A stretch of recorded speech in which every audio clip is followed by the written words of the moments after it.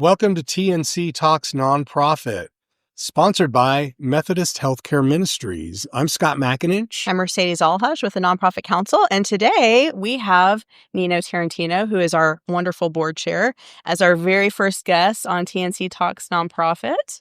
Welcome. Thank you for joining Appreciate us. You're welcome.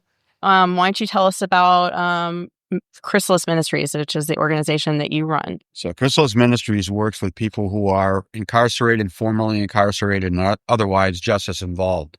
Our mission is to equip and empower individuals and families to overcome the consequences of being incarcerated.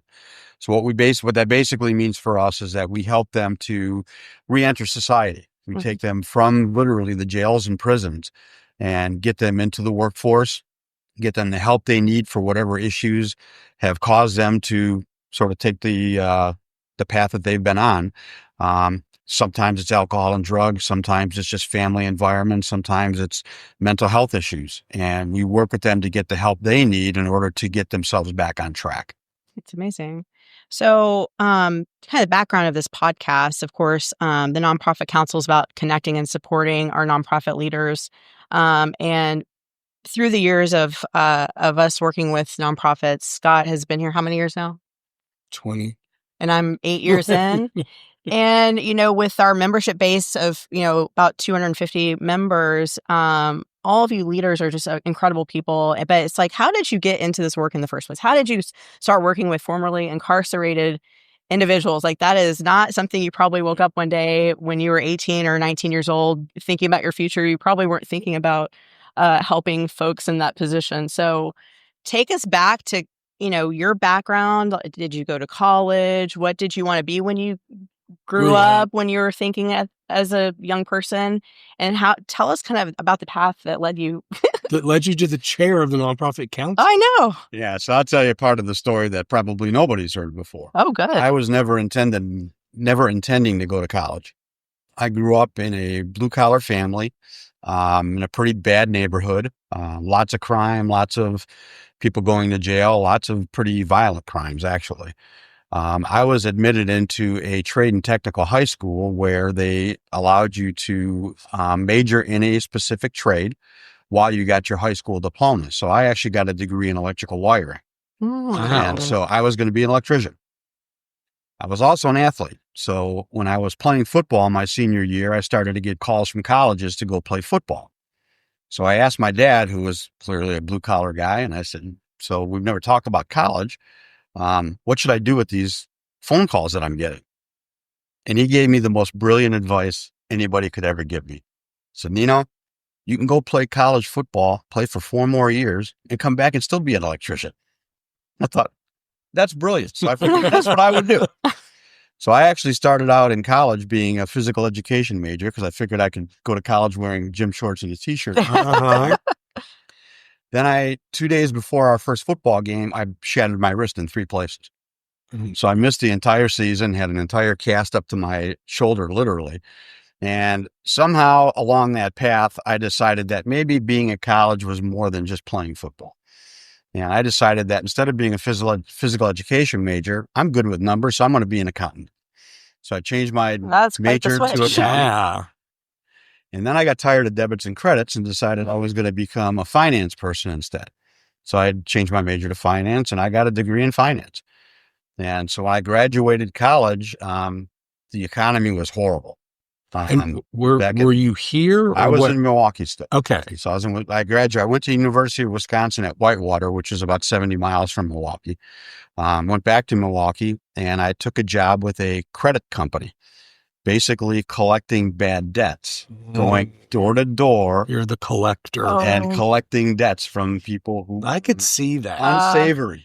Did you have a baseball bat with you? No, but I did get chased down the street with a guy with a 2x4 as one of my collection calls. I lasted in that job about 9 months, and then I got recruited. It kind of seems like your thing, though. I know. I really enjoyed it, actually. There were parts of it that I, sort of like, this is kind of fun. Oh my gosh. But I actually got recruited then to what was then the largest children's book publisher in the world, Western Publishing Company. They published Little Golden books, things like that. Okay. And I got recruited as a financial analyst to work in their direct marketing division. And what they did in the direct marketing division was marketed what we call continuity programs. So the Sesame Street Book Club was one of our programs. The Betty Crocker Recipe Card Library was one of our programs. We had a number of Disney programs. Most of those were children's programs. We had a few adult programs. Several years into that, I was promoted to operations manager, started to run operations for them. And then they put me in charge of marketing. So I ran marketing for them. About 9 years into it, I got recruited away to a publishing company in Minneapolis. It was a family-owned company that was trying to sell. And they wanted to sell the company because the two owners were kind of at odds with each other. And they had tried to sell the company a number of times, and they could only get $5 million was their best offer. And they wanted to sell for 10. Yeah. So they brought me in and said, we're going to give you 5 years to sell us for $10 million. I said, okay. So I took the job.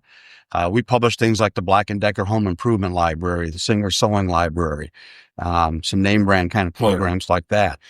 And fortunate enough that instead of 5 years, in 2 years, I sold the company for $21 million. Oh my gosh. And one of the things that was a caveat to the sale was that I had to stay and run it as CEO. So they signed me to a 3-year contract. And from day one, I was trying to get out of that 3-year contract. They were just not the kind of owners that I wanted to be working for. That you sold it to. Yeah. So you got a cut of that, right? I was going to say, did you get a bonus? I got a very small cut, unfortunately. Oh. I was not in a position at the time to negotiate. A finance person. I know. I could negotiate. I wasn't in this position of strength to negotiate. Started a family. So I had lots of things going on. So that would have been ideal. Had I still been single, had I just been married, that would have been a very different situation. Nino today would have been like, where's my cut? I'd own half the company. No doubt about it. So then I got recruited to a company in New York. At 3 years into at my 3-year anniversary, I left. You're out. Because I was no longer. So that's good that you stayed the 3 years. I mean, I guess you kind of had to. But We had a good run. I mean, the 3 years that I was there, I just didn't enjoy the owners. I didn't like the way they wanted the company run. And I did a lot of things that I got my hand slapped a lot. Yeah. I mean, it was constant. What are you smirking at?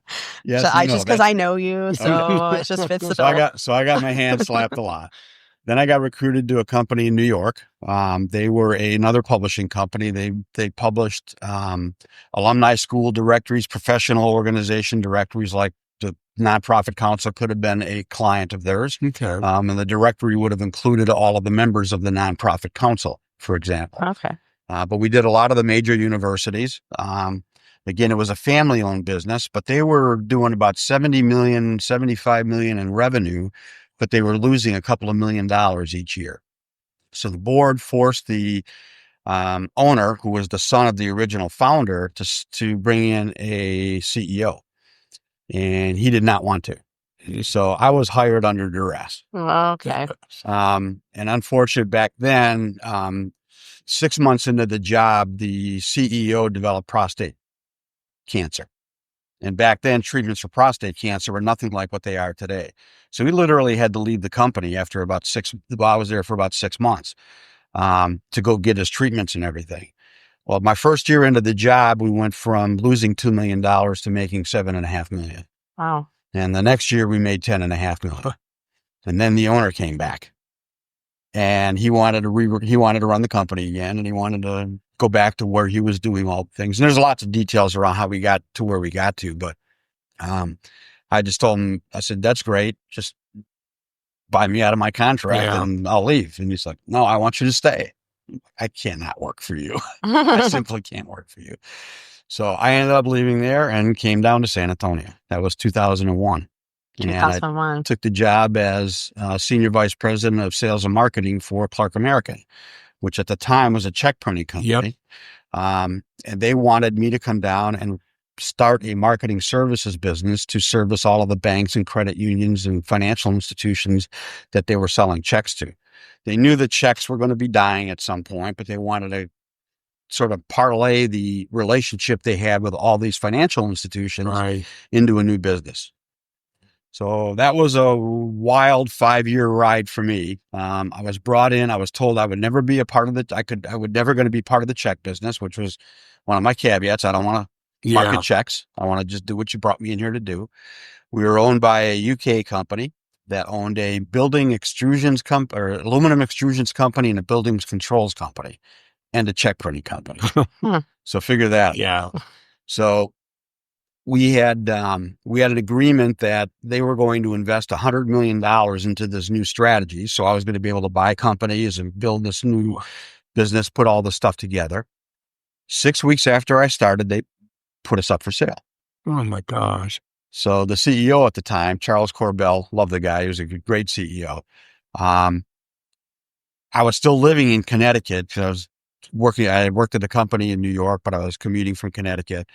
And we hadn't sold our house yet. And I had just landed in Hartford going home and was driving to my house, and I got a call from Charles saying that the company that we had been put up for sale.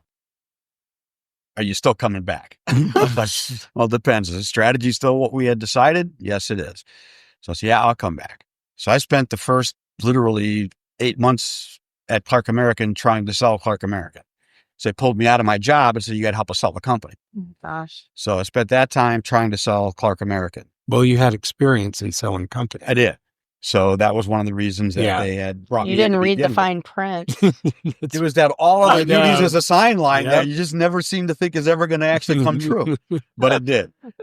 So, and actually we tell all of our employees that. I make sure they read that last line. Oh, yeah. Because at nonprofits, right? We all do everything. Yep. And so everybody wears hats. So it's one of the things that we're pretty adamant about when we hire people. Yeah. Is that line means something here. Yeah. I didn't think it did back then. Now I know the difference. Now you know the difference. So we didn't sell the company for all sorts of reasons. And I was asked to then go back into my role I was hired for, but another caveat. Now we need you to run the check business. Oh. And I was like, what you didn't want to promised do. me I would never have to do that. So a little horse trading went on, and I took that role. About 6 months into that, we ended up buying a small database marketing company in Nashville. And that was part of the start of this whole strategy. And about 6 months after that, the parent company put themselves up for sale. So I was told, Nino, we got to take you out of your role again. You got to help us sell the parent company. So I spent the next X number of months, I can't remember how many, selling the parent company. So we sold the parent company to Honeywell. Honeywell wanted the building controls business. They didn't want a check printing company. So they immediately put us up for sale. So my job is now to sell Clark American again. Oh my God. So we ended up selling to a venture capital company. And this is over a 5-year period. I mean, and all these sales took place. Literally, we sold the company twice in 2005. Wow. We sold to Honeywell, and then we sold to a venture capital firm in New York. I ended up leaving the following year. Personal things had happened, and I needed to get custody of my kids, which I ended up doing. And I started a educational publishing company from my home, where I started writing books for students and teachers for the state assessment exams. So I was writing the student books to help them understand the content, and the teacher books to help them teach the content. So I did that for 10 years. Wow. And I did that because I had my 3 sons, and I needed to be able to get them to soccer practice and orchestra practice and back and forth to school and all the things that they were involved in. How I needed to do something, so I decided that was a market. So you just started. I found a guy in north of Boston. I can't remember what town he was in. That had started this business and wasn't doing very, very well with it. And I kind of looked at it. And you knew the book business somewhat. Yeah. You knew how to book business, knew how to get all that stuff pulled together. And then I went to the state TEA site and started reading all about the exam. I said, I could write this stuff. And I met a guy that worked for one of the assessment companies. And he had told me, so, well, you can't just write questions for an exam. And, this is a skill you learn over years and blah, blah, blah. Yeah. Okay, so I'll hire somebody to do that. So I wrote a whole bunch of questions that I sent them to him. I said, what do you think of these? I hired these guys over at so-and-so to do this. He said, oh, these are great. I said, yeah, I wrote them. You told me I couldn't write them. I wrote them all. So anyway, so we ended up, I ended up doing that for about 10 years and then realized that, my two oldest sons were away to college and my youngest was a junior in high school. They didn't need me home all day. So that's when And they I didn't started. want you home all day either, probably. No, they wanted me home when they were needing me at home, but they weren't home anymore. So my Yeah. oldest were Gotcha. away to college Right. and my junior he got back and forth to school fine. Didn't Yeah. really have anything else going on. So that's when I started looking for something else to do. And, I was approached by a, recruiter and he had asked me whether I had ever considered nonprofits. And I said, not really, but I haven't really not considered them either. I just never thought about it. So then I was interested. I was introduced to this gentleman that ran this place called the Nonprofit Council by the name of Scott McAninch.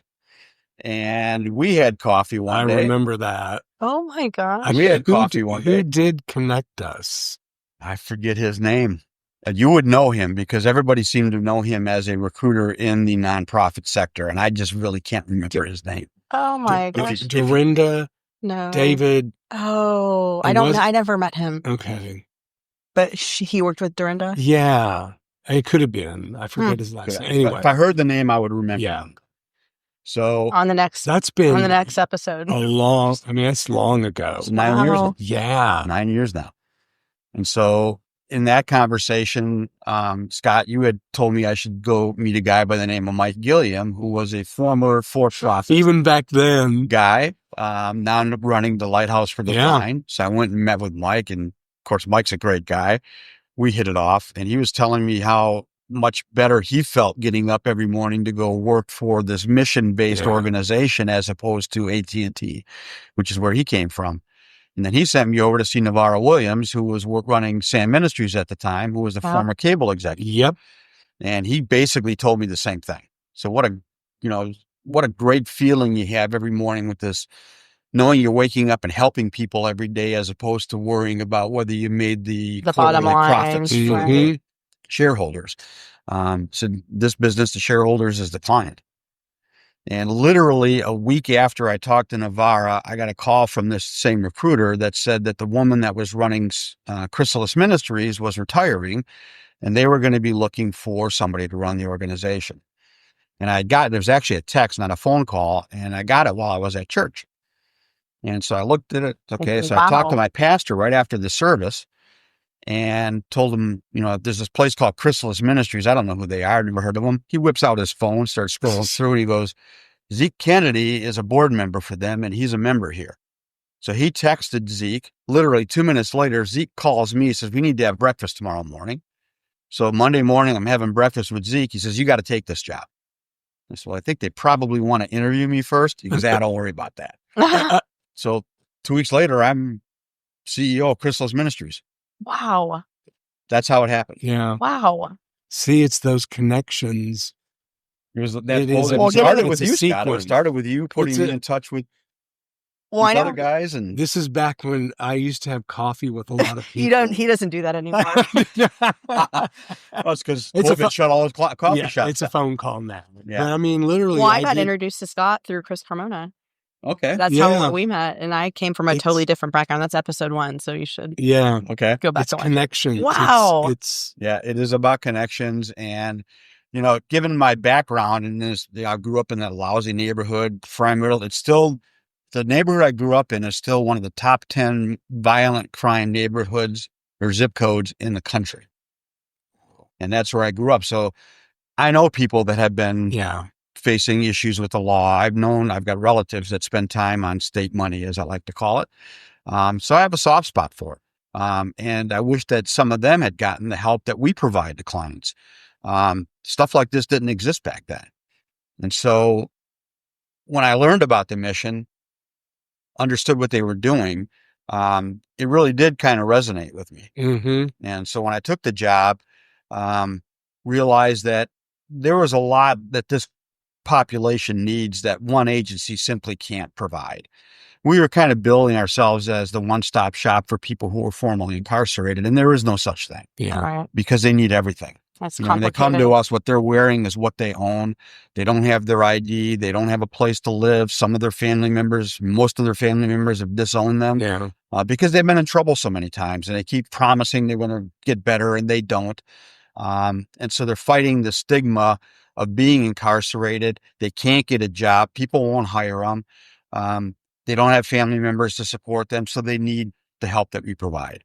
And so we help them with the wraparound services. We help them to find or to get their IDs again. We help them to get the help that they need, whether it's mental health counseling or it's alcohol or drug counseling, or it's, people have theft addiction. So we have a theft addiction class that we teach, right? We help people get through the issues that really have gotten them into the situations, caused them to get into the situations that they found themselves in. Yeah. And obviously you partner with other agencies. Yeah. One of the first things I realized is that you can't do this on your own. Yeah. And so we need to find agencies that do the things that our clients need better than we could. A great example is, we had a small food pantry. Everything in that food pantry had expired over a year ago. Oh gosh. And I said, we are not a food pantry business. So we started talking to the food bank, and we started talking to St. Vincent de Paul. We started talking to organizations that provide food and meals. And so once we started doing that, we started looking at the mental health piece of it too. We had counseling that we did, but we weren't great equipped to do it. Yeah. So we started working with other agencies like Family Service Association, Catholic Charities, places that could provide the actual counseling, the professional counseling that our clients really needed, but that we could not provide. And so we went after, we started looking at all these different activities that our clients needed that we couldn't provide. But the one thing that we could not find was an organization that could help them with employment. And the reason is because they didn't know how to work with people who were formerly incarcerated and teach them how to interview and teach them how to promote themselves in a way that gets them past what their background says they are, right? The background is something they did. It's not who they are. It's who they became in their minds because society's kind of put them there, that you're a criminal, you've done this. But that's something that they did, not something that they have become. Yeah. And so we had to counsel them on that. So we got really good at working with employers, number one, and helping them to understand the benefits of hiring people that have backgrounds. And there are a lot of them. Number one is that there are bonding programs and things that they can get. There are tax breaks they can get for hiring people that are formerly incarcerated. When they started hiring people from us, they realized these are some of the best employees they've ever hired because these people have something to prove. And they're loyal, probably. They're loyal. They come to work. They work hard while they're there. Now, our clients face a lot of different challenges they hadn't anticipated once they got that job. So, for example, I might be a single dad with 3 kids, and my mom's watching the kids while I'm at work. Mom got sick. Yeah. Now, all of a sudden, I don't have a caregiver, and I'm showing up late for work, and I'm having difficulties. I'm thinking about who's watching my kids tomorrow. They can come back to us, and we work with them to find help for that childcare. So whatever issues that they end up encountering once they become employed, they can come back to us, get help. As a resource. They're a client for life with Chrysalis. They don't come to us, get a job, and go away. A lot of them want to go away because they don't want to remember that part of their life. But if they run into things that they need help with, they know they can come back to us and get that help. That's incredible. Yeah.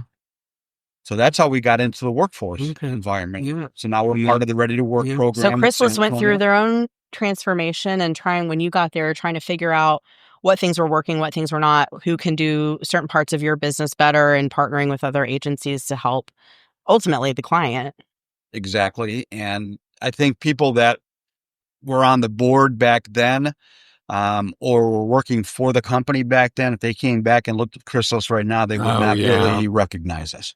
Right. We've changed quite a bit. Yeah. And for the better. Right. Well, I like to think so. I mean, our funding has gone up exponentially. We're more than 3 times the size we were when I started 9 years ago in terms of funding. We are getting over 60% of our clients employed. When I started, it was less than 20%. Oh, wow. But again, it's because we're able to get them into the trainings now with the funding that we get, like through Ready to Work and programs like that. We have a second chance manufacturing program, which We've got 8 manufacturers in that program. They'll hire people that don't even have a GED. And so we work directly with those manufacturers for the needs that they have, and we get people placed into those organizations. And those organizations come back to us telling us, can you bring more? Can you get us more? Because these are some of the best employees that we have.